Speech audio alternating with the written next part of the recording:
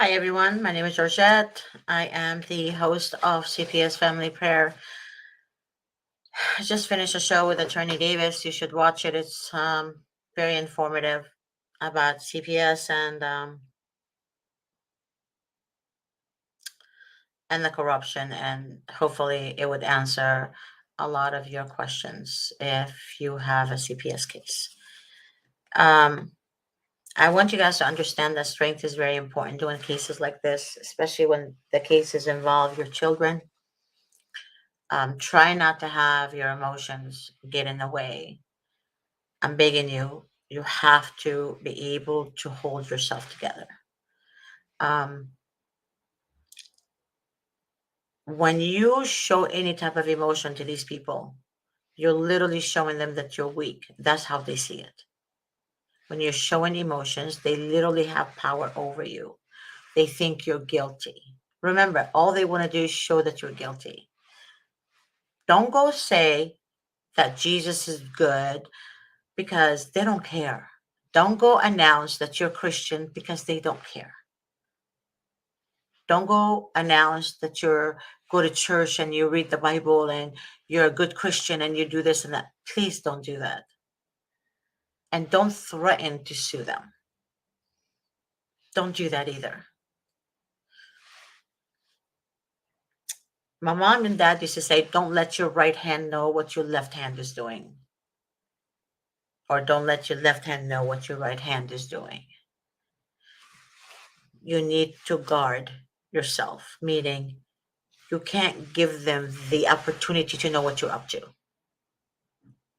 You have to understand that. All they want is the opportunity to know what you're planning on doing with them. And they will get it from your communication with them.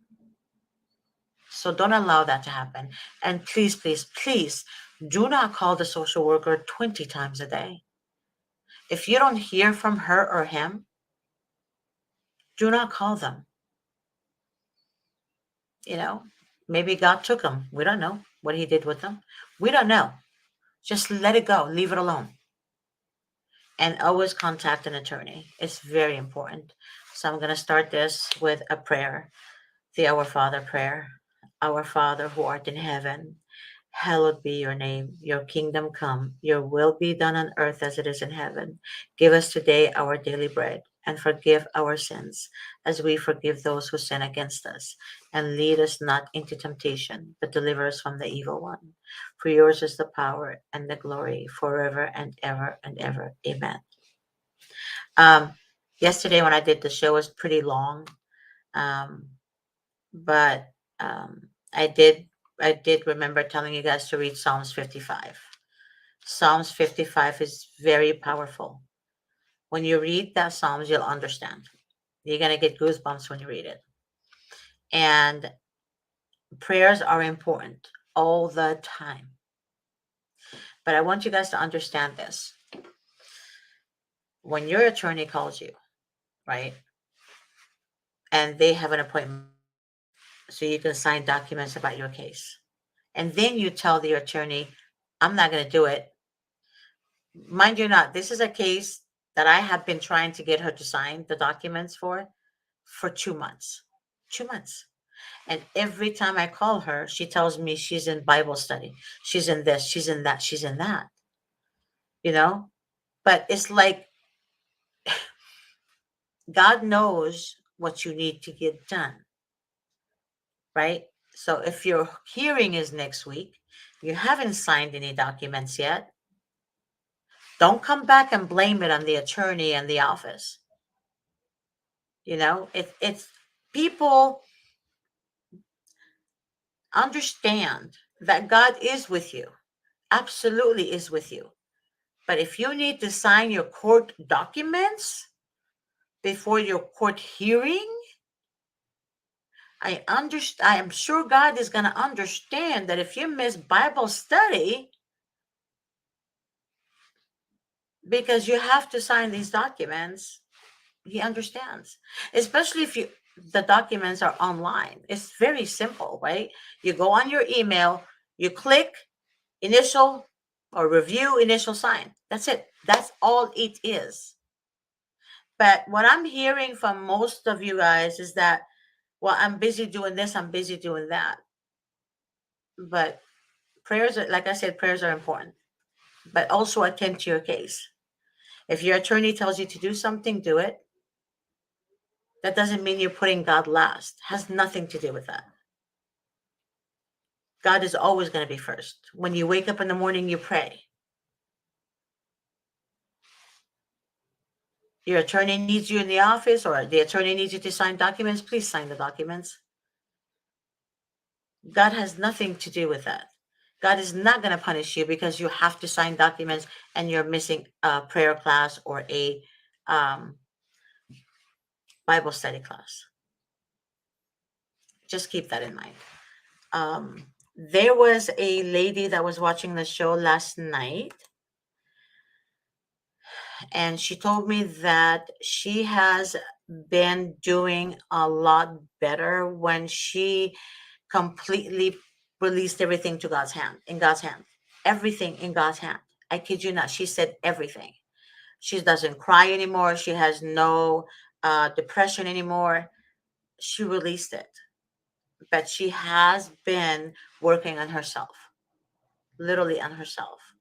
She told me, which I don't trust the social worker, but she told me that the social worker told her that she noticed a complete change in her.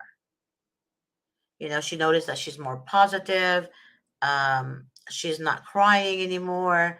She's, hands on with the children. Um, she's showing a lot better strength.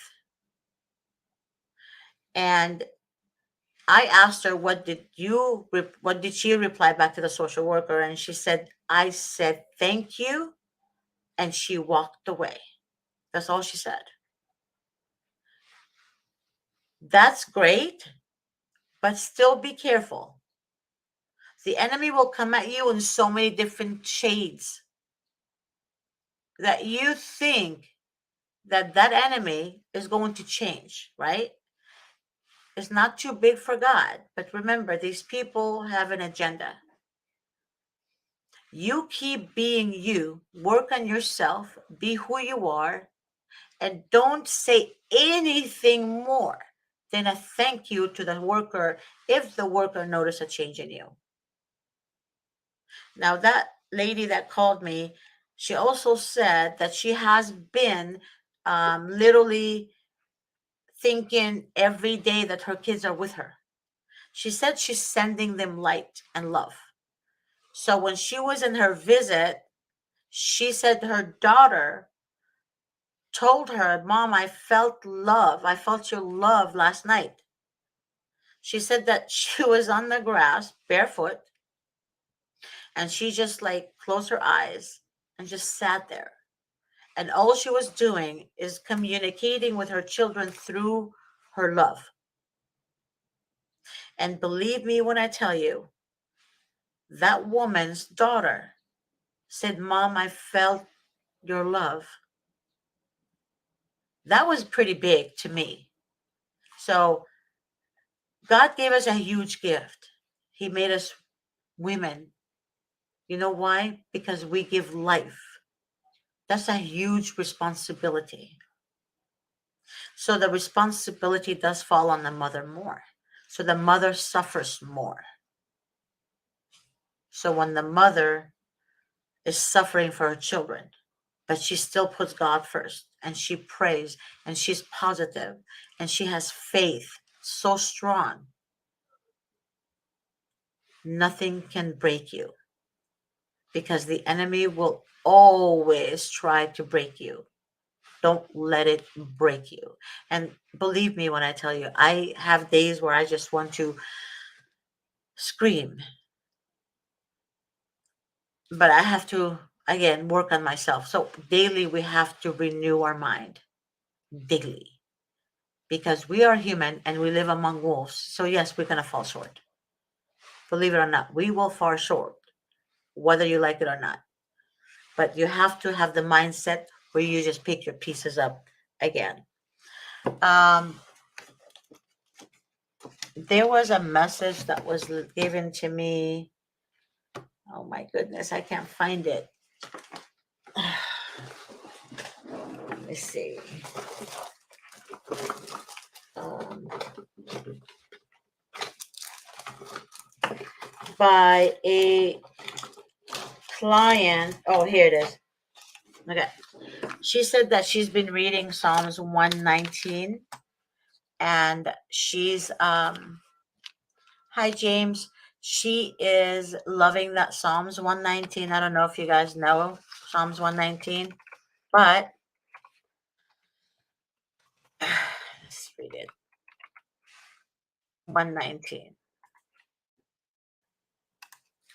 Okay, so Psalms 119. Blessed are those whose ways are blameless, who walk according to the law of the Lord. Blessed are those who keep his statutes and seek him with all their heart. They do no wrong, but follow his ways. You have laid down all oh my God, that are to be fully obeyed. Oh, that my ways were steadfast in obeying your decrees. Then I would not be put to shame when I consider all your commands. I will praise you with an upright heart as I learn your righteous laws. I will obey your decrees. Do not utterly forsake me. That is so powerful, you guys. Um, People always ask, how can I live and stay on the path of purity? And God tells us by living according to his word. And in verse 10, it says, I seek you with all my heart. Do not let me stray from your commands. I have hidden your word in my heart that I might not sin against you. Praise be to you, Lord. Teach me your decrees. With my lips I recount all the laws that come from your mouth. I rejoice in following your statutes, as one rejoices in great riches. I meditate on you and I consider your ways. I delight in your decrees. I will not neglect your word. So try to meditate on this psalm day and night. And God knows we're not perfect. He understands we're not perfect. When God sees us, he sees Christ, his son. Because like I said yesterday and in the other shows, that his son took our sins onto him. So remember, God is very forgiving. God forgives all sins except one, the blasphemy of the Holy Spirit. So be very careful what you say, and be very careful, because God is God is not mocked. You can't mock him. I pray for people daily, and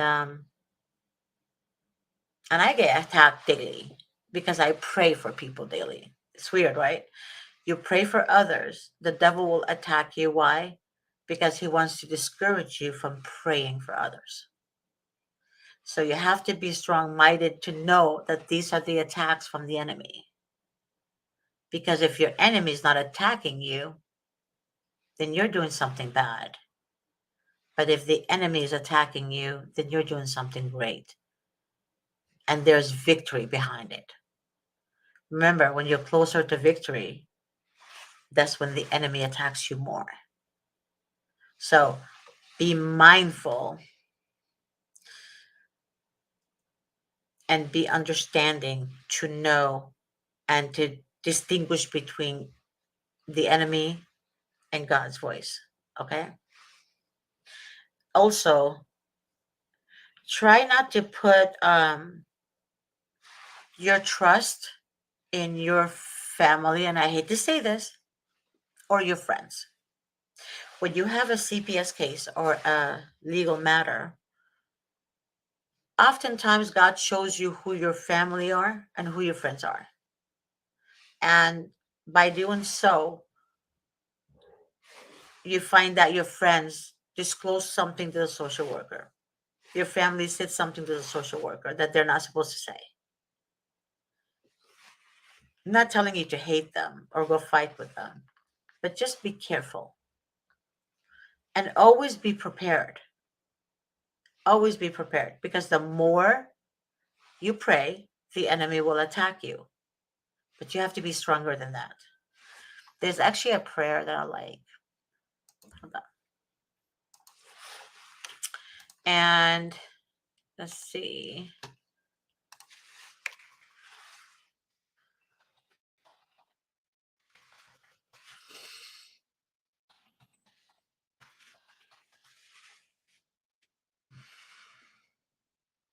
It's also in Psalms. Um,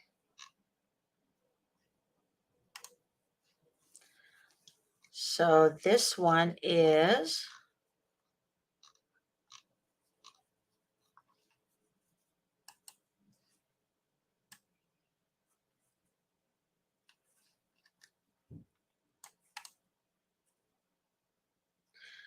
Tehmin Royal said Lebanese, Syrian, ISIS church and child trafficking.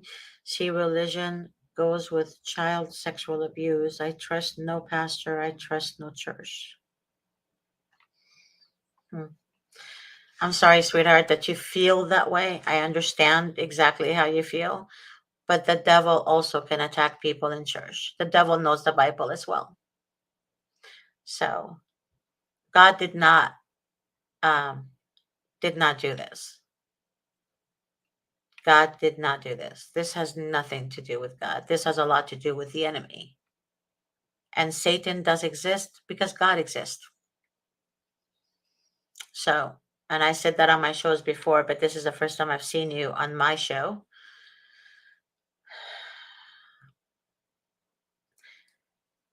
The devil roams like he's all over earth. He's everywhere. He's seeking whomever he may devour. When the devil devours someone, that means he's seeking a host to nest in it. He wants to be possessed. He wants to possess someone. And then that person does the work of demons, right? So it's not just one demon in them, it's like multiple. They have multiple names, multiple names. So, um,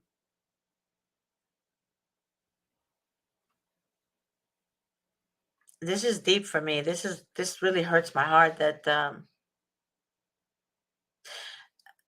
you see church as ISIS and child trafficking. Um, Jesus didn't come to die for us for a religion. Remember that. Jesus didn't say a religion. It's a relationship between you and him. It's a relationship between you and God. And God, the devil creates trauma and pain in our lives because he wants us not to trust God. But God, you activate God through your faith. Faith. Get to know him. Ask him to reveal himself to you. I don't know you. I don't believe we talked, but ask God to reveal himself to you, and he will reveal himself to you. He will. Even the enemy, the devil is clever. He's clever. But I understand his damn tricks. Even, for example, you have a friend of yours that you love to death. Okay.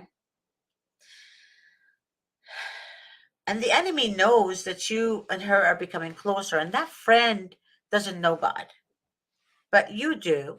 And you're helping her as much as you can to be closer to God, right? Then that friend comes and works with you. And then you train her.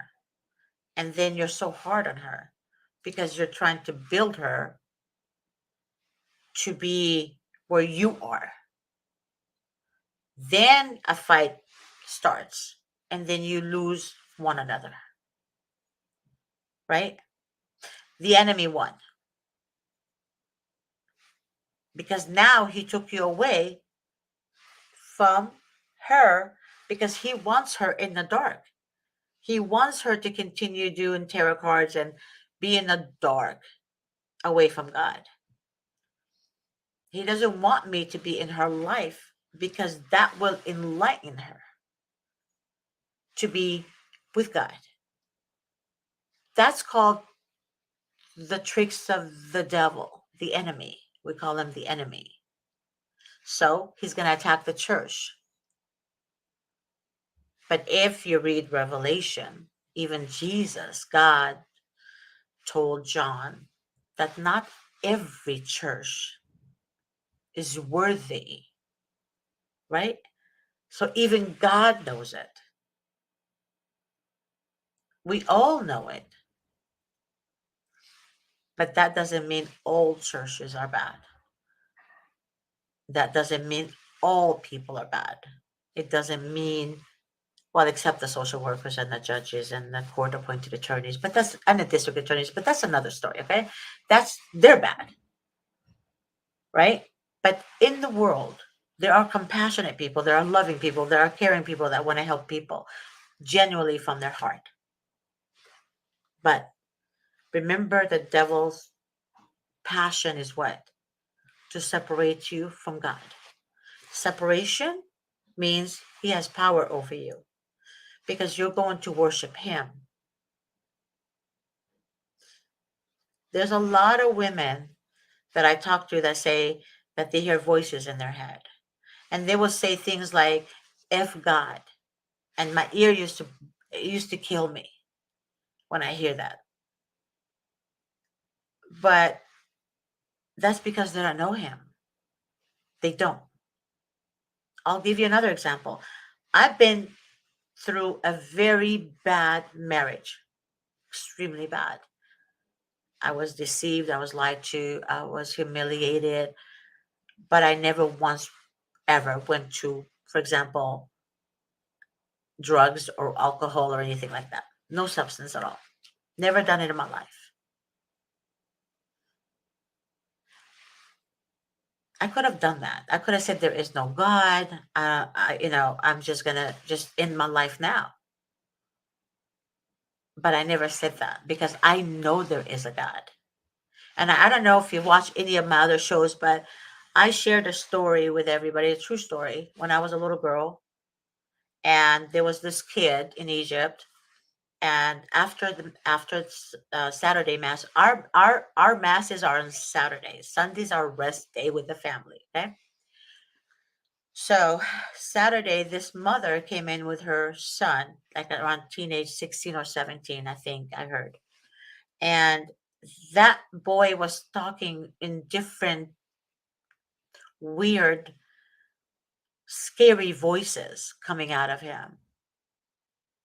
But every time the priest said Yeshua, it's like fire on his skin. It was like his skin was like so like he just couldn't he couldn't hear that. It was bothering him. I've seen that when I was a little girl. I was 6 or 7 years old. And like I said, when my mother was trying to pull me away, away from this scene, the priest and my father told my mom, let her see it. And I did. I wasn't a scared child. I was a very daring child. I was very curious. My dad used to nickname me Otta. Otta means cat because I was curious about everything. And it took a while, and he kept telling him I'm gonna come out of his eyes and ribs and whatever. Like he wanted to injure the body he was in. That's all he wanted to do is injure, or all of them rather. He had more than one. Injure the body he's in. And the priest kept telling him, in the name of Yeshua, Yeshua, Yeshua, Yeshua. And then he got holy water, holy oil, and he kept throwing it on the kid to the point where they couldn't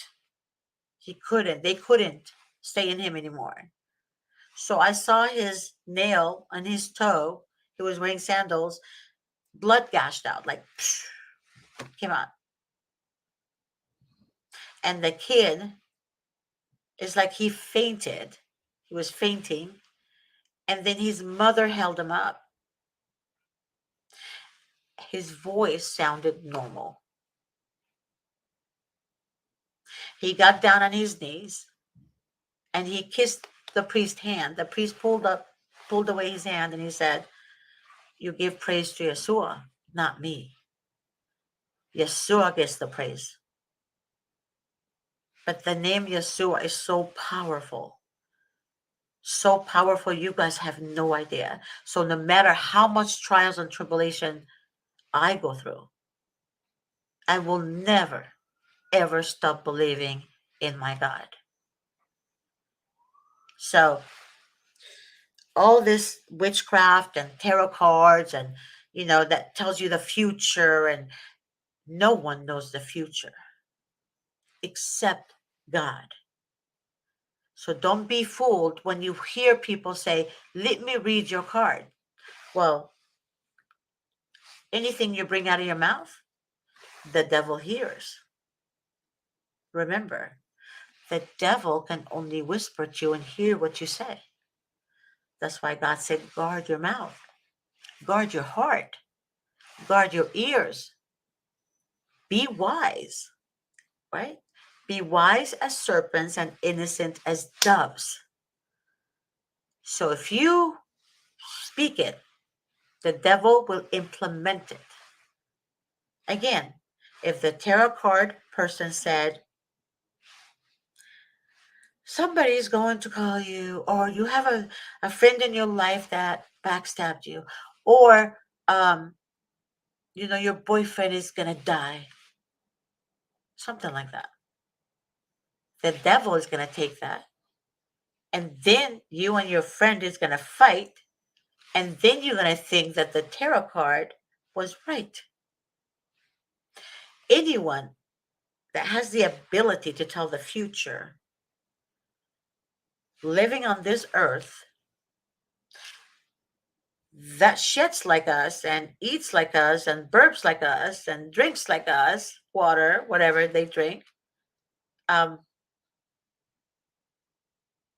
that's not someone that God gave the ability to know the future. I'm sorry. It doesn't work that way. Because if you're full of sin, there is no way you can tell the future. You're on the dark side. Witchcraft only works if you believe in it. Witchcraft cannot touch you if you have God in your heart and you have God in your circle. None of this shit works unless you believe in it. And if you believe in it, then you have no faith. You have no God in your heart. So it will affect you. I'll give you another example. This is someone I used to know, which I'm glad I don't know her anymore. She said to me, she's a witch. And she said that about, she wanted to help me do something, and I didn't want to do that. But the devil needs your permission. Isn't that sad? It's not going to work, she said, unless you give me permission to do it. Well, I didn't give her ass permission, but then I thought about it. The devil needs permission. When you're a witch, you're literally working with the devil. Literally working with the devil. No one can ever tell me that it's not, because it is. When you do witchcraft on people, that is not God. It's not God. Again, it only works if you believe in this crap. But if you have God in your heart, there is absolutely no way the devil can touch you. You know why? There was a high priest, satanic priest. He's now preaching in churches. He became a satanic priest from age 7. I mean, sorry, I apologize. His father was a high priest. His father took him in at a young age and, you know, learned witchcraft and all that. As he got older,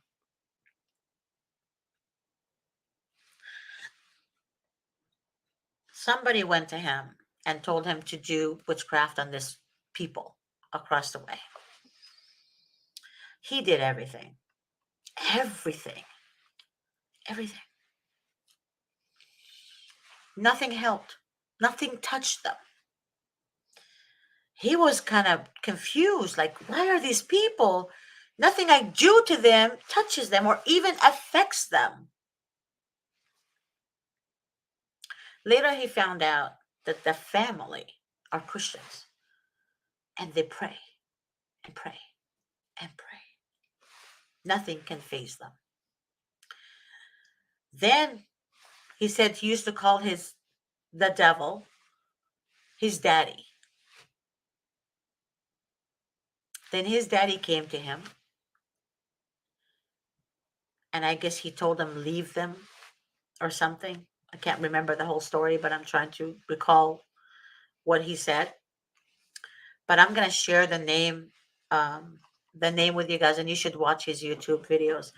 He was talking some real talk. He said to leave them, and I believe he got a vision of Jesus as well.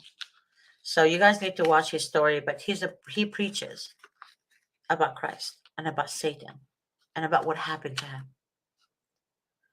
Like he was literally saved.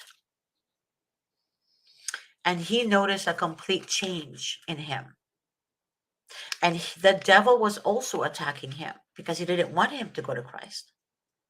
Absolutely not. But if Jesus is with you, who can be against you? You know how many times I was attacked by friends that I used to think they're actually friends? A lot. Oh, a lot. All the time. But I learned this. I learned to, of course, I get mad. Believe me, I get mad and I confront them. I do. That's only if I love them. If I didn't love them, I cut them off immediately. But if I love them, I confront them, then I cut them off.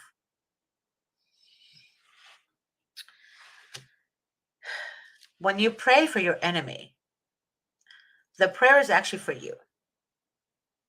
But when you pray for your enemy and they continue to taunt you and pain you, they will not succeed because you're doing the right thing. Same thing with witchcraft. No matter what dolls they do or voodoo this and voodoo, what the hell? If you don't have God with you, then you're with your daddy, the devil. And believe me, he's only there temporary, honey. He doesn't love you. The devil will never do anything right for you, but he will entice you, give you your desires, give you what you want. Only temporary, though. Then he will go against your butt until you commit suicide, until you literally lose it completely. Then he moves on to the next victim. The devil, all he cares about is you worshiping him. That's all he wants, you worshiping him. But every time somebody tells you the truth, he will tell you she's crazy or he's crazy. Don't listen to them. They don't know what they're talking about. Then you go back to your old habits again. Tarot cards and witchcraft, you pay money to do that, right? You pay money. But like I said, when you play with fire, you'll get burned. But when you play with demons, you're going to lose your life. You know how you lose your life? This lady that did my nails when I went to visit my brother, he doesn't live in LA, okay? I went to visit him, and then I said, I want to get my nails done. That was like 3 years ago. And I took a picture of her. She told me what happened to her when she was a witch. She said she started hearing voices in her head. So God confirmed what this other girl was trying to convince me that she wants to help me do, right? She said um, that she would hear voices in her head, and then her face structure completely changed. She looked so horrible, so bad, that she was so gone. She said it was the voices in her head would tell her to cut her skin. And she would look at her blood. She would start cutting, cutting, cutting, cutting, cutting. And she would start cussing the name of God, like literally. She had no peace. They were controlling her, controlling her in every way possible. And they would threaten her, the demons. She felt she had chains around her. And when she showed me her pictures before and after, I I was amazed. She even showed me her sanctuary where she had like a chicken leg or what? She said something about she would get like a wing of the chicken, the leg of the chicken, and then the hair of the person, and uh, a picture of the person and the person's name, all kinds of stuff. She said, right? Then she met this guy, and he told her, I don't know why I'm here, but God sent me to you. She rejected him so many times. She thought she can change him. She can like lure him in, kind of like, do some kind of magic on him and all that. It didn't work. So he dragged her to the church, literally. And next thing happened, he married her. They got married. He completely changed her world. And she's a nail stylist. She's from Guatemala. And I still have her picture.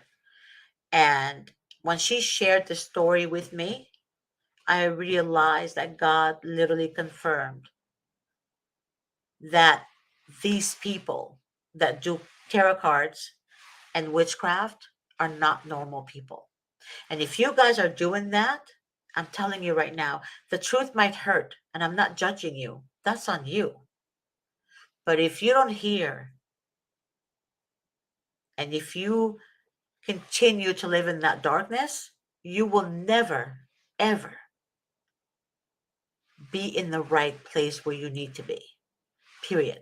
You guys can like hate me if you will. That's fine. But I'm telling you right now, stay away from all this magic shit. Stay away from all of that.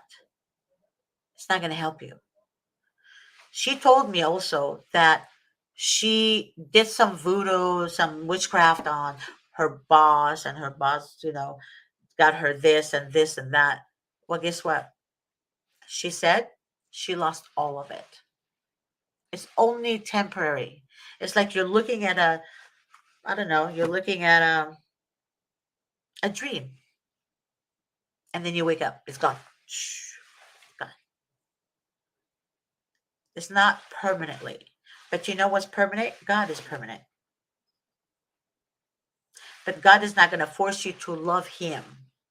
God is not going to say, you better love me, or I'm going to kill you. That's not God. God is forgiving us, telling us, hey, I'm here. I'm here. I'm with you, but you're not. paying attention to me.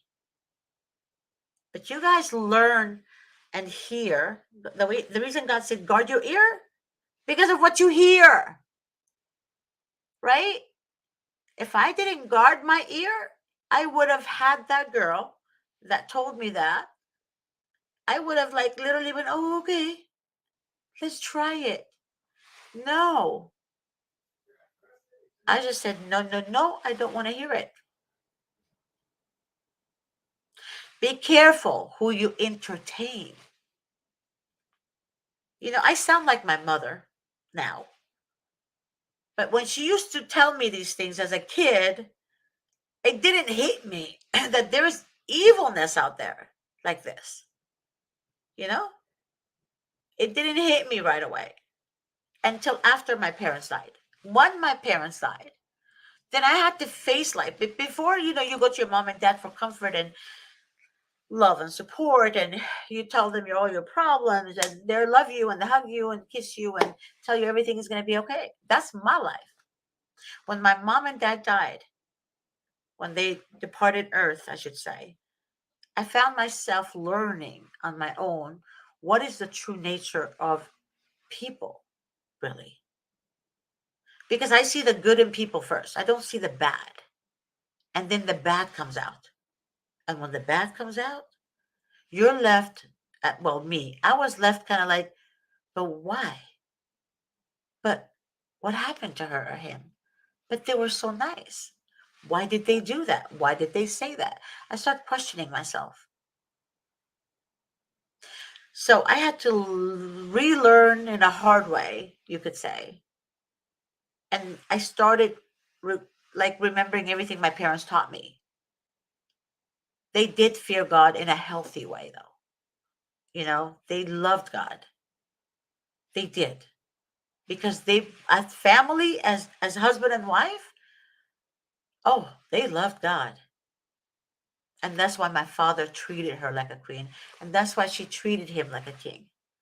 And literally, I've seen that growing up. But when I got into a relationship and I got married, I didn't know that a charmer is different than a charming man, right? Anyone can be a charmer, but not anyone can be charming.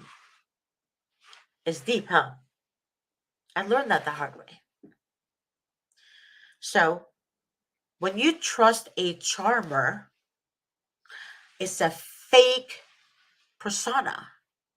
Fake, completely fake. They get what they want from you. They show you temporary honeymoon.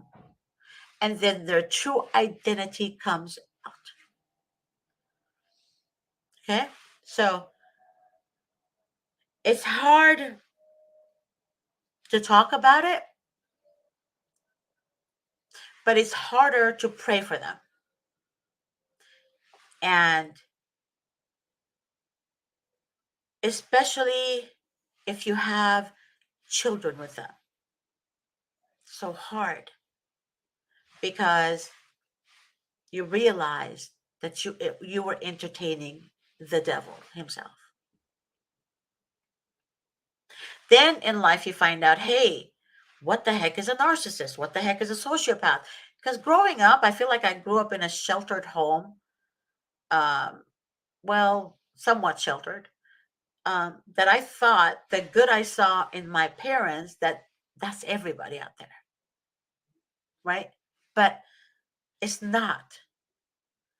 Then I start feeling pain for others because now I felt that pain. Get it? I felt, oh my God, this is happening out there. This is, people are suffering out there from this, right? Then I started reading and studying and like I literally read day and night. And then I found out that everything that about a narcissist and a sociopath is exactly what the devil is in the Bible, described in the Bible. Same exact description. It blew my mind that I love God, decided to be with this person. But what I failed to see, and this is a true story, that before I got involved with this person, I was sitting in the park and I loved feeding birds. Okay. For some reason, maybe because I remember my mom, she loved feeding birds. And she would get toast like bread and she would like cut it in pieces and throw it and see all the birds around her. I started doing that because that moment I missed my mother so much because I had so much to tell her and she wasn't around anymore. Then this lady came out of nowhere. Out of nowhere, I kid you not. Then she started a conversation with me. Old lady, by the way. I didn't even know how she got to the park because the park had like hill and they had benches and then swings on the other side. And then, you can feed the bird on this side. It was like, I didn't know how she got there. Then she said, "You like birds, huh?" I said, "Yeah, I love birds. I said, "It reminds me of my mom." I said, she said, "Don't worry, honey. Your mom is with God now." And I was like, well, I never told her my mom died. But then again, maybe because I said it reminds me of my mom, she assumed that's what I was telling myself. She assumed my mom passed on. And then she said, "Honey, you're in a web of thoughts." That's what she said. And then I said, "Okay." I said, "Why you say that?" She said, "Well, you have a lot on your mind." She said, "Honey, what's your last name?" And I told her. She said, "Write it down." I wrote it down. And she was one of those old ladies that had everything in her bag. You open her bag and you can see everything. She took a little paper and a little pen. She had me write it down. Then she said, take out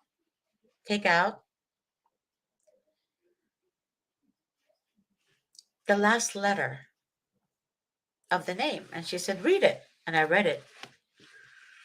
And it says ruin. I mean, the first letter says ruin. And she said, "If this is the person you're going to be with, I'm telling you, honey, you're not equally yoked with them." At that moment, if you guys think there is no God, oh, he will show you himself, who he is. That moment, I got chills everywhere. Then I got up. I remember I was in denial, and then I got up, and then I walked away, and I turned around, and she was gone. Gone. Like I said, be careful who you entertain. Then I said that story to that person, and that person convinced me it's all in my head, and I'm getting a what? I think he said I'm getting cold feet, something like that.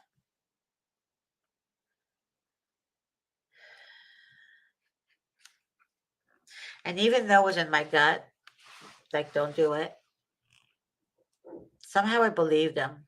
I have no idea why. It's like I was under a spell. Okay.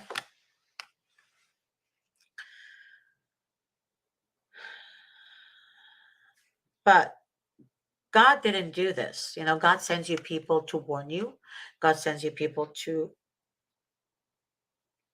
stop you from hurting yourself. But when we choose to do it anyways, right? And then we blame God for that. It's really not God. It's your choices. So we all have choices that we make in lives. But God does try to stop you from hurting yourself. But then again, when you do make bad choices, God is so merciful, he'll come back and say, "Hey, I'm going to turn this around for you." This is what I'm going to do for you. And he does. So if you have kids with this person who's not worthy to be a father or not worthy to be a mother, right? Then those kids become your blessing, right? But then the enemy doesn't stop there. They're going to try to take those kids from you. But you know what? At the end, your kids are going to be home. But you have to believe. No, I shouldn't say you have to. I hate that word. You don't have to. You should, you should, you should choose to believe on your own. Because when you have to, you're doing it only to gain what you lost. But when you choose to do it on your own, that means you're surrendering to God. Remember, He knows your heart. So if you surrender to Him because you love Him, you want to get to know Him, that's complete difference. But if you go to Him because you want favor from Him and then not remember Him when the favor is received, that's completely different too.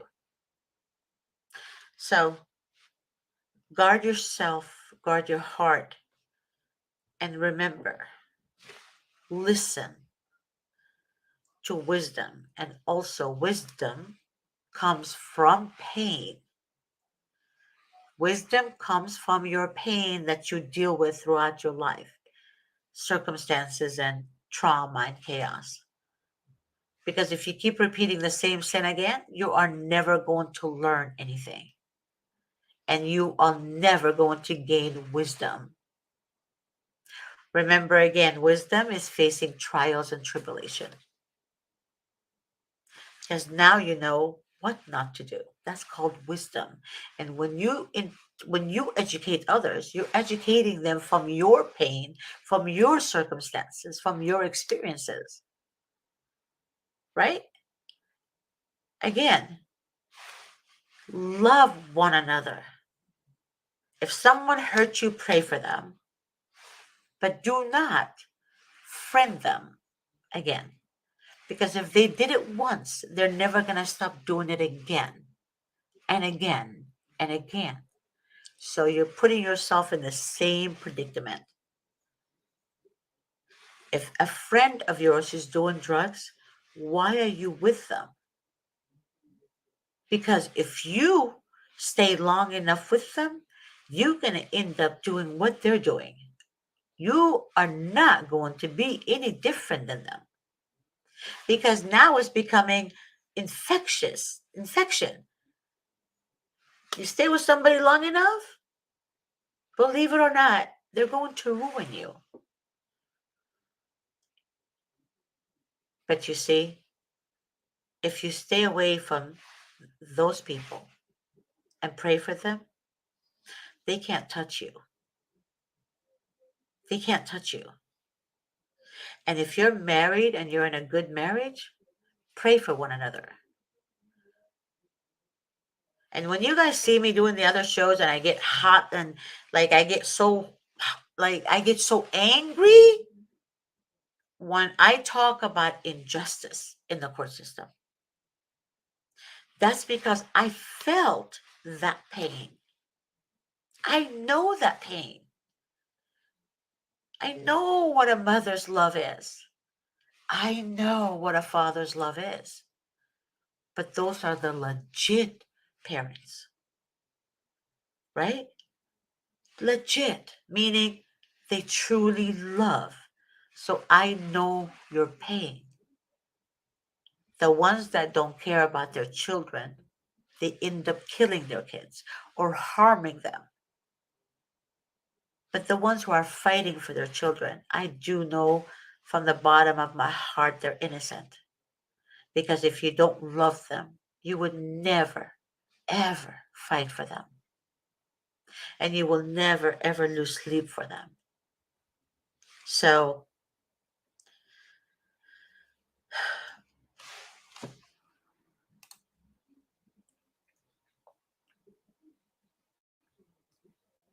When you're compassionate, baby, and you have love in your heart for others, you will be attacked way more than anyone who doesn't have love and compassion, because the devil doesn't hurt or doesn't want to touch those who are already screwed up.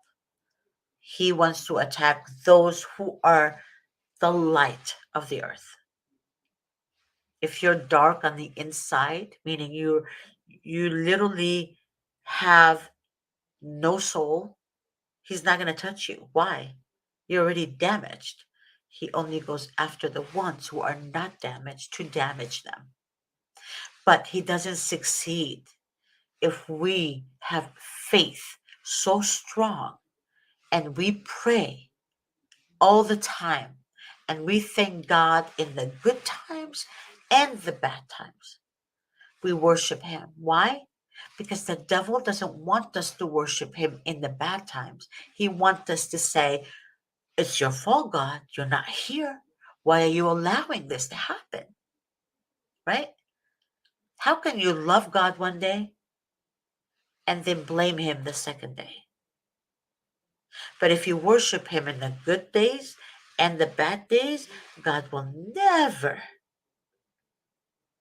ever, ever disappoint you. Right? Think about it. Think about it, because it's very important. What's a PSS plans, honey? I have no idea what that means. Uh, I hope you're writing it. A protective service plan. Oh, a safety plan. Um, don't ever sign a safety plan. You're literally consenting to everything they want.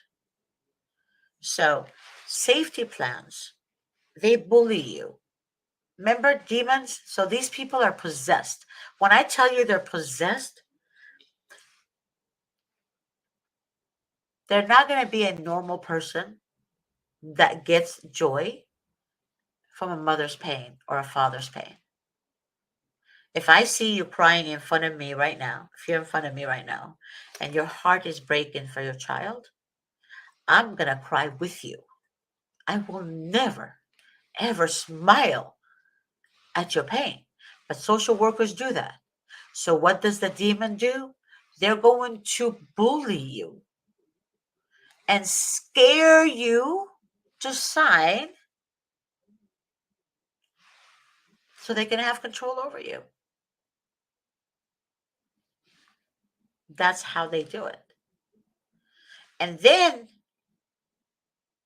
they will tell you, if you don't sign it, we're going to remove your children.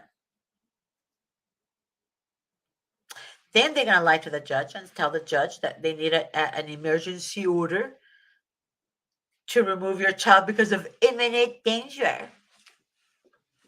But so sadly, the judges don't ask what is the imminent danger, right? They just stamp it. Here you go. Stamp. So you shouldn't sign anything. You shouldn't even open the door to them. You should call an attorney immediately, but not family law attorney. I read on Facebook today, um, and I love her to death, but she put give advice to somebody, and they said, she said, look for a family law expert. I was like, no, you don't. You don't look for a family law expert, because if you're dealing with a CPS case, you want a juvenile dependency attorney, meaning an attorney that understands state and county laws. A family law attorney does not understand state and county laws. I'm still learning that crap, and it's not easy.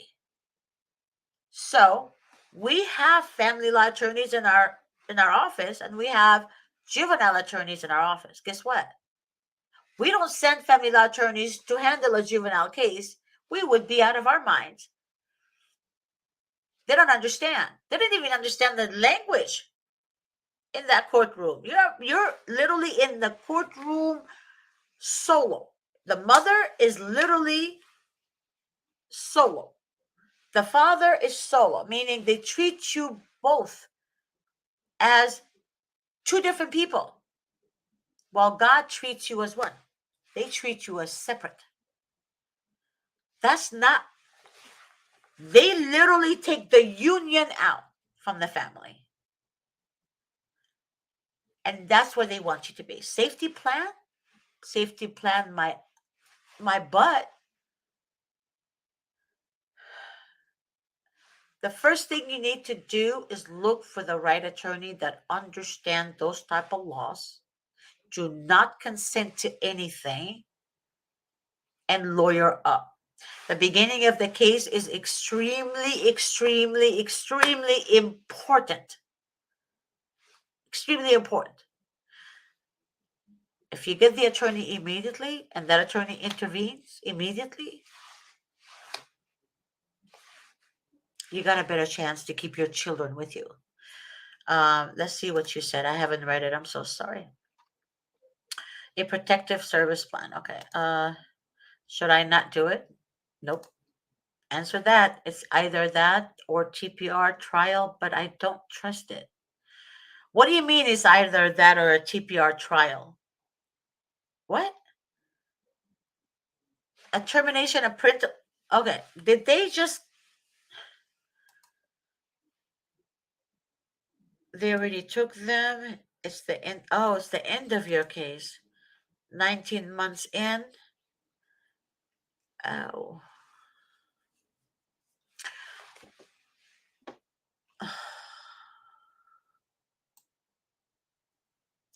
So you're asking me that question after you already did it. Can you at least share the county with me, Tia?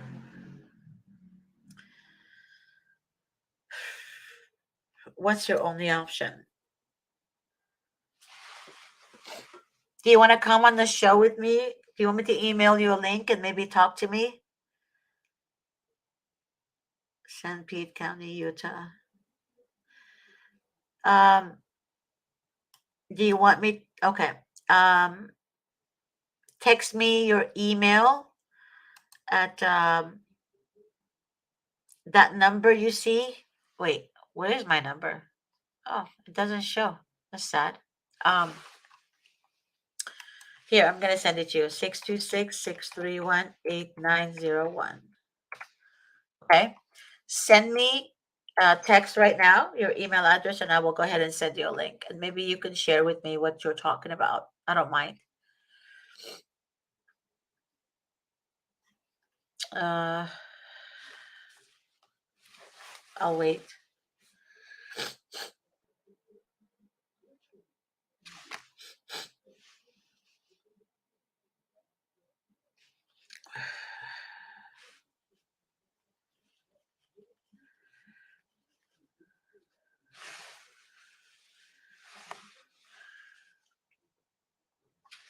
I haven't got it yet, babe.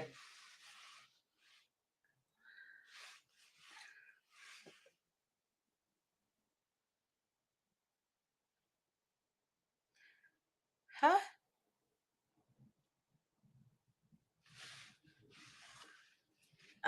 Still waiting.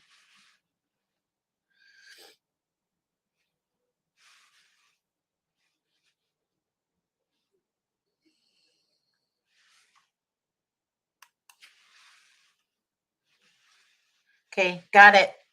I'm going to email it right now.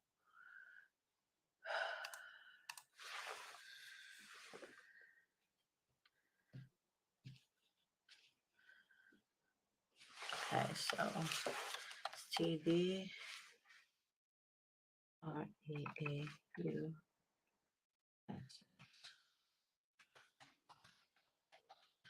I hope it's right. I think it is. And sent.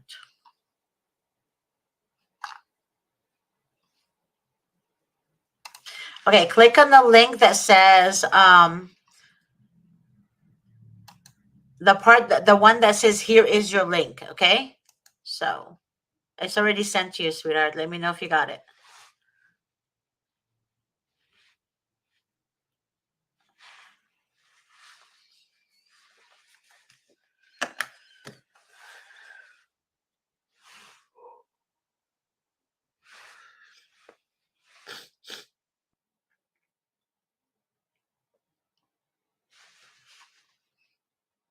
I hope you got it.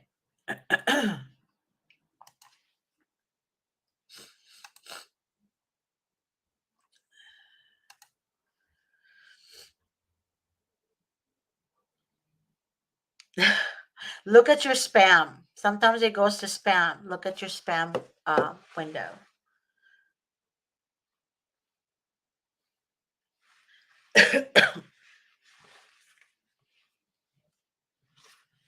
It should be. Sometimes people tell me it goes to spam because you're not familiar with the email.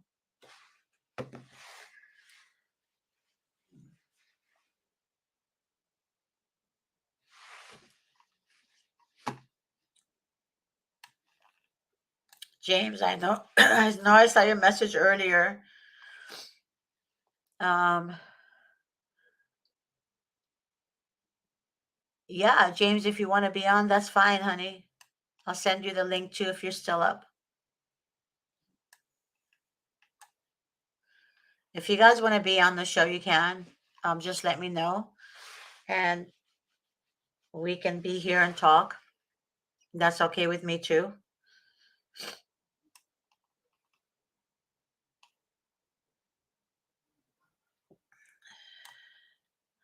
Let's see. I hope she got it.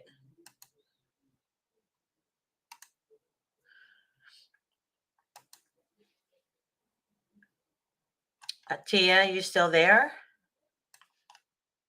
Here she goes. Hi, Tia. Hi. How are you? I'm good. I don't know if I met you before. I think it was back in October when they started doing this to me. I had a show on Vince's and you were the one that helped me get onto it. Are you talking about October of 2022 or? Yeah, he invited me to like come onto the show and host just on nights if I wanted to talk about my story that was going on here, but so at that time when I talked to him, they asked to terminate my rights, but so I completed my plan successfully. I did everything. I did way extra stuff, right? I got like 10 certificates. I had to call a drug screen line. I did it every day. I never missed one call for 16 months. At that point, or for a year, but then at the years when they asked for termination, and then I continued to test until February. When they asked for termination of reunification services, the judge granted him that in February. And so I was able to get my drug test. I stopped drug testing for a couple of months, and drugs weren't involved in my case or alcohol or anything. But I asked to Isn't do it that. crazy though? So if drugs are not involved, but they Yeah. make the drug test, right? Yeah. And I actually had one come back a false positive. It was a mouth swab. So I paid money for a hair follicle, and they knew I didn't do it, but they left it in my file, like, because it showed that I wasn't on drugs the day that, you know what I mean? And they believed me, like, they didn't sanction me for it or anything. But so, anyways, I got back on testing like at the end of May or April, at the end of April, and I'm on or second party or third party supervision right now. I'm down to an hour and a half. And because of the reason why they terminated my services, it was because I answered my phone to my ex-boyfriend that was in jail. And it was a recorded call. There was nothing bad said. And that's the only issue I ever had the whole time. And they literally terminated my services for answering the phone. And they blamed like his entire past on me, basically. And the judge went with it. Like, we totally won. And I have an attorney that's, really knowledgeable in this and stuff. But so, anyways, we're thinking we're going to file a thing for a motion to reconsider to like push my appeal date out, because it's my 28 days is up on this Tuesday coming up. So we're still going to do that. You have no time to waste, honey. No, I know. And that's what I told my attorney. I asked him if he would do it yesterday, and he's like, I'm doing everything in a timely manner. I'm like, waiting until the day before is not okay. Like, but it's going to get done. But the thing is a couple of weeks ago, my attorney said, we've got some good news on the case. And so we're thinking we're going to have to appeal. I got involved with the Indigent Defense Commission of Utah. Uh-huh. And because I was appointed an attorney in the beginning, they said I could get one. And it's an appellate attorney. Like, that's all that's all they do. And this one is the chief. And I told her what happened, and she's like, oh, I can help you out so much. Like, I can totally take your case. This is a perfect appeal. Like, and so anyways, we're thinking we're going to go that route. And I was just going to pay the current attorney to get me through. She was going to like sign on to my case or whatever, make a representation. But as soon as they knew she was like fiddling around, they offered me a PSS safety plan. And in the plan, like, they're forcing me to add my ex-boyfriend. And it's just kind of like, it's fine to me, but some of the things, like, they're saying they want to talk to my landlord, that they can interview my kids alone, and I don't trust them. So we asked, look, if you guys want to, like, what, they're 3 and 5, what can an attorney possibly say to my kids that he needs to do it in private? You know what I mean? Exactly.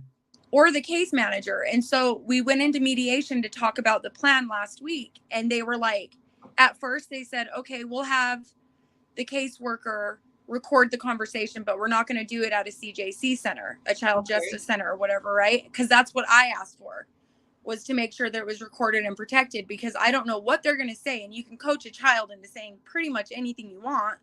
So, and they don't have any idea of time. Like, they could ask anything and they have no idea of it. They'll just say, yeah, like, you know what I mean? I don't know. So anyway, they said, okay, we'll have Alexis will record, or sorry, she'll record the conversation and that'll work. Well, then they disappeared for a while without my attorneys and came back and said they won't budge, and they will throw the whole thing out if I don't allow it. And they said it was policy.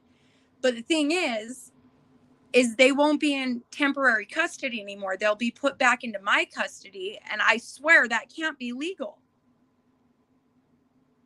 for them to interview them alone. Like, I'm pretty sure a caseworker can't just like go into an elementary school and interview a child without their parents present, right?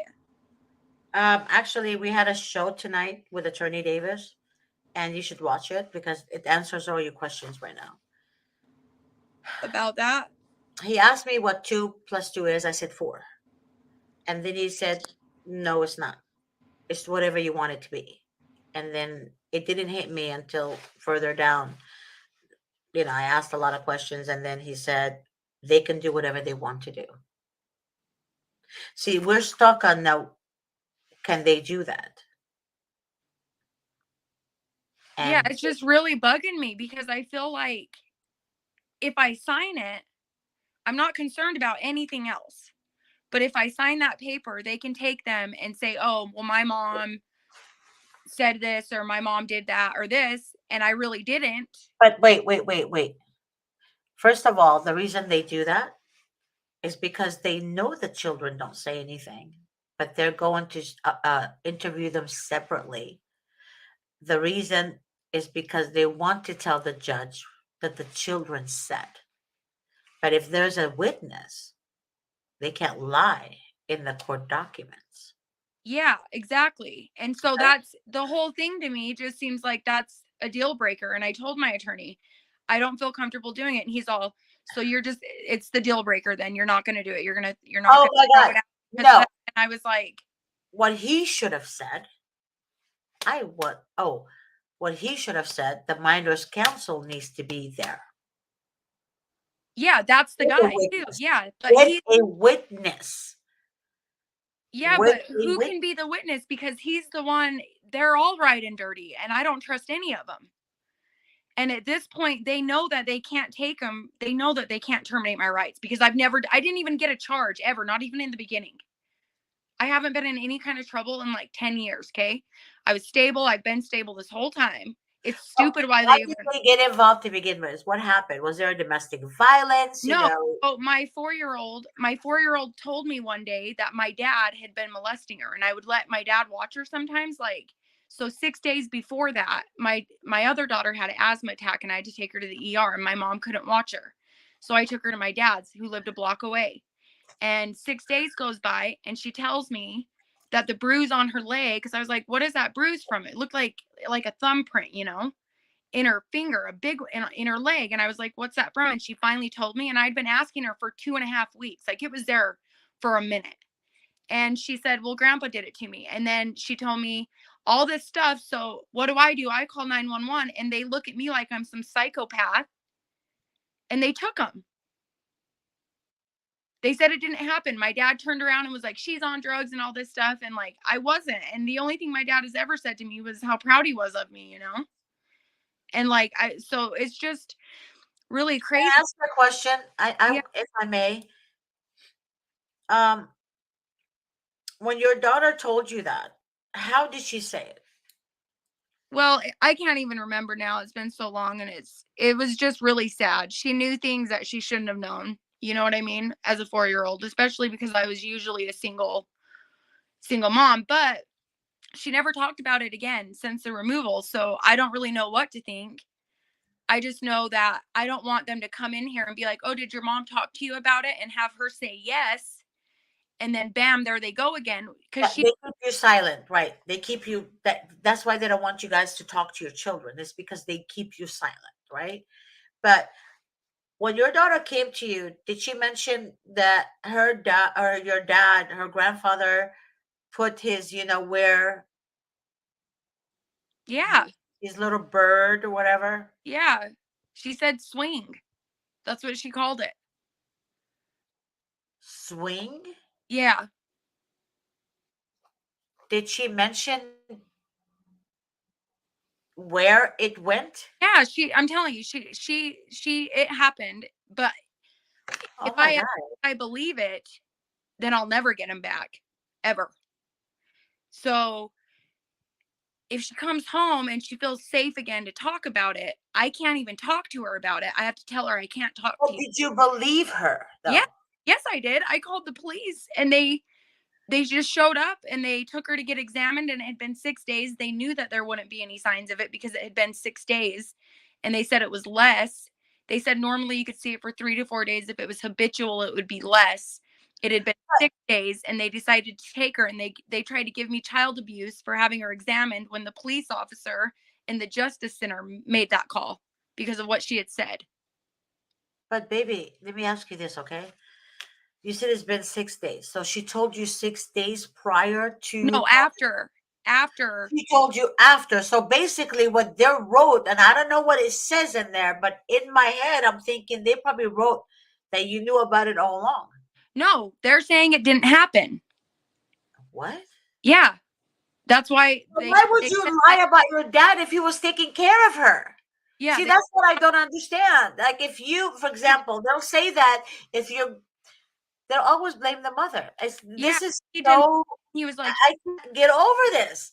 yeah, it's insane. They were like, my dad was like, she's on drugs, she's abusive, she's a bad mom, and they took him. I was like, it just ruined my life. I couldn't even believe it. Like, I couldn't believe it. And so this is now. That was in October of 2021. So then October of 2022, they were supposed to be coming home, and they didn't because of the phone call. And then they said that they're worried that I'm going to use drugs, but I don't understand why because drugs have never been involved.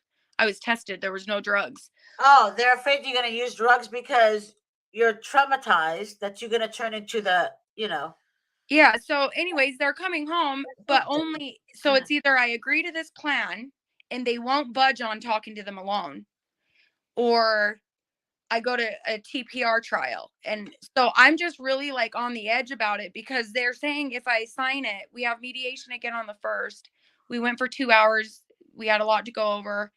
And I have 2 attorneys. So they were all there and they were supposed to change a bunch of stuff. They sent us another proposed order. It's the exact same thing pretty much. The only things they changed were for Ben. And so it's just like really annoying because I don't feel comfortable and I don't know, like I asked my attorneys today in an email. I was like, what are reasons that they could come in here and remove them again? Because they're going, which this is the first time it's ever happened. They're going from if they come back into my home and they have to remove them again, they're going to be adopted. And it's their preference. That's what the agreement is. But then See, it says by statute, because the foster family really, really loves them, and they want to keep my kids. Of course they do. They're just amazing kids. But but they're amazing kids because of you. yeah. So I don't really know, like, it's scary to go to a TPR trial, and I know it would drag it out really long. And then at that point, if I don't win, then I would appeal it and I have it all paid for. It's like what, 50 grand? I could do everything I need to do. I could do the bonding studies. I could do, whatever I need to do, because she told me there's no budget because it's the state. The state is that agency, so there's like unlimited funding, and they defend only 6 counties in the state of Utah, and the county that this case is out of is one of those 6. So it's for a reason, like they're trying to help families that have been completely screwed over.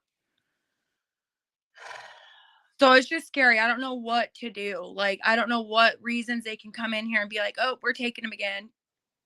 But it does say statute. If they get removed, they'll have to follow statute. But then in the next paragraph, it says that if they get removed, they can be adopted. And I'm like, no, I can never agree to that. Okay. Did your dad get No, what's going nothing. on? They never even talked to him again. And I can never bring it up ever again. You know what I mean? Like, I can never, ever, I don't go around him. I don't talk to him. But see, what I don't understand, why do they punish mothers when they When I was trying to protect her, yeah, when you were trying to protect her, because they also punish the mother when the mother doesn't call because she Yeah. thinks I, there's nothing going on. So either way, the I mother would have is been screwed yeah. if she had. And I had a safety plan at the school, at the daycare. They had wrote down reports from the things that she had said, because I kept her out of school for 2 weeks when she told me. Right.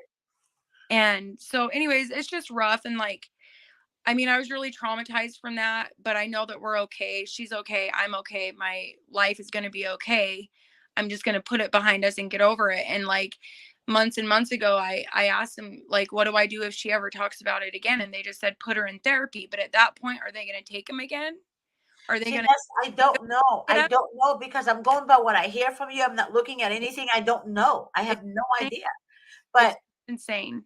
but from seeing a lot of cases, with Attorney Davis, I have seen them take the children, especially if the foster family loves them. From a PSS plan, though, have you ever seen someone with a PSS plan at this point? Because I'm told that it's kind of what they do. They can either do TPR or they can do this. They can do whatever they want. It's just crazy. Attorney Davis just said that tonight. They can do whatever they want. That's why we always tell people don't sign it. The plan? Anything.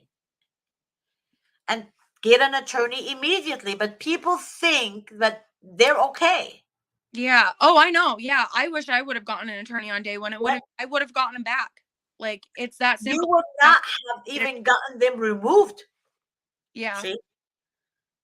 As soon as you call the police, you better believe To call an attorney. social workers are going to come. Yeah. You better believe it. And people don't call an attorney immediately, even when you call the police. Yeah, I should have. But Yep. now, I mean, my attorneys are telling me to do this, that I'll get custody back. They're lying. We were just talking about that. They lie. They lie. They're demonic. They're literally bankrupt from themselves. They lie. They say this to get you to admit to something or do something. And then they say, oh, well, we're not going to give you your kids back.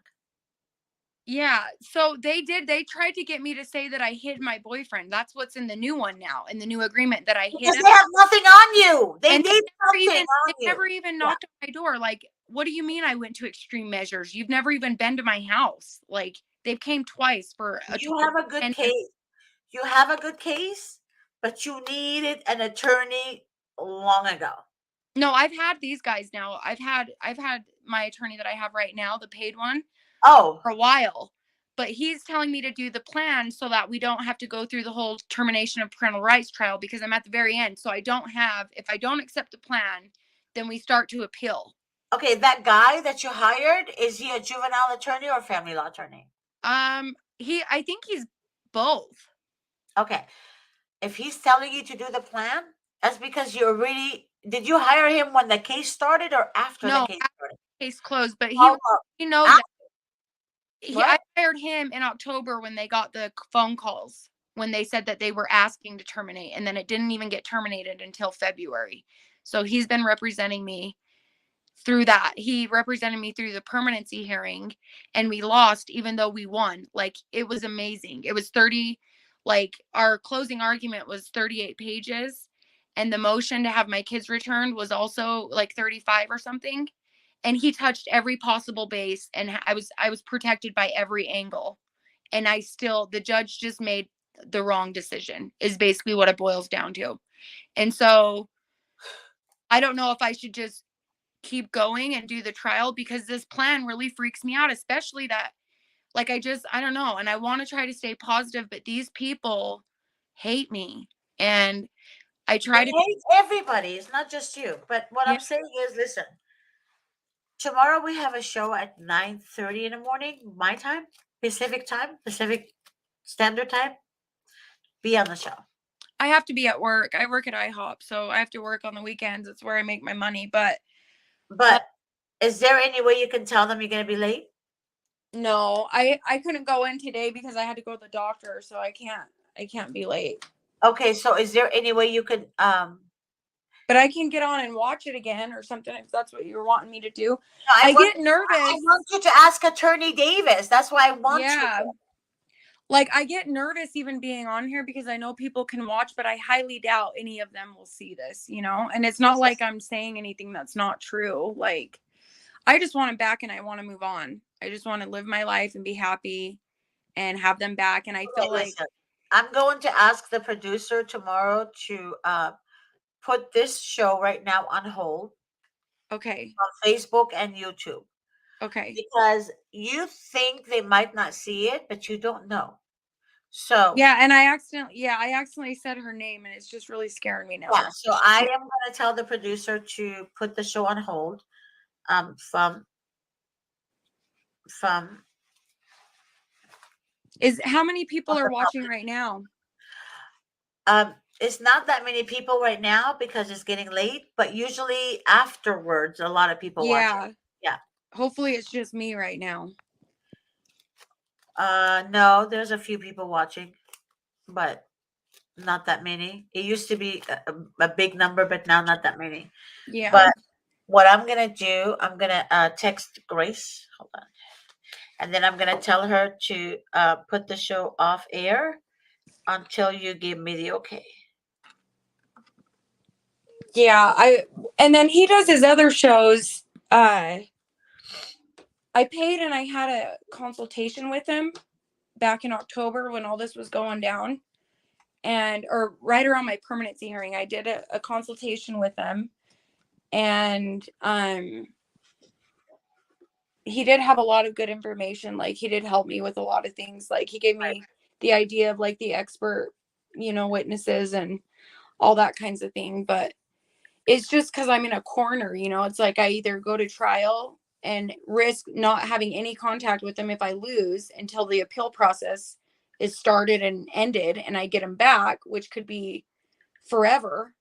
I don't even know how long. Or I could agree to this plan and hope that they're not trying to be malicious and take them from me and make me and have me sign them away, just like to trick me, because they can't do it the other way. Okay.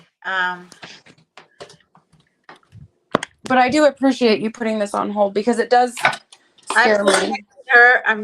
I'm silent because I'm texting her tonight. Yeah. I mean, until I tell you the part that needs to be removed. Okay, so I told her already. So what I'm gonna do is I'm gonna watch it again and I'm gonna give her where she needs to cut that part off. Cool. You know what I mean? That name, and that's it. Okay. Can Yeah. you do it with my daughter too? Like, where you asked what happened? Um. Yeah. Would you do that too, please? Yeah. I'm Thank gonna do you. that. Yeah. I Here. didn't talk about it last time because I don't know. Anyways, yeah, I'll try to catch it. If it's at 9:30, what time is that? What time is it there right now? Right now it's at 9:48 Oh, p.m. so it's 10:48 here. So that would be 8:30 my time. So I Uh-huh. could probably hop on for 5 minutes or so. It's not gonna be enough. I know. I have to leave at 8. I have to leave my No, don't do that. Don't rush. You know what you can do? You already have my I'm gonna text you my cell number, okay? Okay. And then my cell number, I want you to text me question like number one, and I will address it on the show tomorrow. And you can watch it. I do that a lot. I do Okay. that with people a lot, a lot. Okay. Cool. So I'm gonna text it to you right now. Hold on. No, 406. I mean, the only question I have is what he thinks I should do about the if I should agree to it or keep going and fight and appeal and get him back that way. Because it just seems like for that, if I go the long route, I'll for sure get him and they can't do anything. But if I do the PSS plan, are they going to be decent and do the right thing? So I just don't know, you know? I would rather him. You're gonna have to tell him a little bit more, I'm sure, because he's gonna ask a lot of questions. Yeah. So I hope you're watching or you can watch and you can answer the questions. Yeah. When's his next show? Isn't it Monday night? Would it be Sunday, Sunday Sunday morning, night? Sunday Sunday morning at morning? 9:30. Crap, I have to work Sunday morning too. Doesn't he do a show at night on the weekdays? Yeah, at 7 p.m. Pacific Standard Time as well. Okay. Maybe I'll catch that one. He's probably not doing it on Monday though, right? Because it's a holiday. I'm sure he's gonna do it on Monday. Okay. Well, I'll try to catch him. I'll look. All I got to do is go on Facebook, right, and search it, and I'll find it. Yeah, it's how to fight CPS and when. Yeah. Yeah. I've watched a bunch of his videos. Yeah, I'm gonna join him Saturday, God willing, tomorrow. Oh my God, I'm so tired. I Tomorrow is just remembered Saturday. tomorrow's Saturday. Fudge. Wow. I need to get some sleep. Yes, go to sleep. Me too. I'm gonna go to sleep, and you already have my information. I texted you my cell number. Okay, Okay. that's my cell too. So, all right. Thank you so much. I'm gonna try to catch him. Um, Most likely it will be Monday because I'll be at work both days for a half hour by the time it starts, and it's busy on the weekends. Okay. Do you It want to does be on the show, or do you want to just be just watching and write questions? Um, Either way. If you're gonna be on the show, and I suggest you call yourself a different name. Okay. Okay. I don't have to sign in, right? Because it shows me on here. It shows that I'm here. Change your name. Yeah. How do I not do Before you that? go in, before you enter the studio, it shows your name. Just delete it and put like put Because it shows my profile picture and my name. Like it said, sign in as Tia Boudreaux. no, you don't have to. You can do the YouTube one and put a different name. Okay. Yeah. And All right. so I suggest, you know what I mean? Don't do that. Yeah. That's why I'm gonna have, maybe I should have Grace take out. I'll think about, You could even just cut our whole conversation out if you wanted to yeah, for right now. I think I'm just gonna cut the whole conversation out. Okay. Cool. All right. So I'm going Thank to, you. don't worry. I already told her, but I know she's not gonna see it right now. It's late. But I know definitely she's gonna see it tomorrow morning. Okay. Thank Okay. you so much. You are so Okay, welcome. we'll talk soon. I'm glad I got your cell. I'm going to stalk you now. No, I'm just kidding. Okay. Have a good night. You too, sweetheart. Bye-bye. Bye. Okay, guys, I'm gonna call it. I'm gonna say good night, and don't forget to pray. I am exhausted tonight. I really, really, really, really am. I'll see you guys tomorrow morning at 9:30, and how to fight CPS on when with attorney Vincent Davis. Okay. God bless you guys, and good night.